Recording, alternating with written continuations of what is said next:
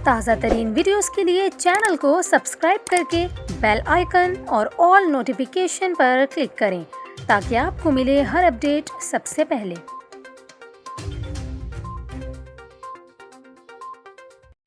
और अभी आपको बताएं, पाकिस्तान तहरीक इंसाफ के कारकुनों की जानिब से रावलपिंडी में एहतिजाज के बायस शहर के कई रास्ते बंद हैं, जिसकी वजह से मुसाफिरों को सख्त परेशानी का सामना करना पड़ रहा है। ट्रैफिक पुलिस के मुताबिक एहतिजाज के बायस मरी रोड इकबाल पार्क की सड़क दोनों अतराफ से बंद है, जबकि टेक्सला जीटी रोड रत्ता शाह मारगल्ला के मकाम पर भी रोड को दोनों अतराफ से बंद कर दिया गया है। इसके अलावा सराय काला चौक भी एहतिजाज के बायस बंद है। ट्रैफिक पुलिस के मुताबिक ओल्ड एयरपोर्ट रोड दोनों अतराफ से ट्रैफिक के लिए खुली है, जबकि माल रोड और पिशावर रोड भी ट्रैफिक के लिए खुली है। और मरी रोड इकबाल पार्क के अलावा रावलपिंडी की तमाम अंदरूनी शाहराहें ट्रैफिक के लिए खुली हैं।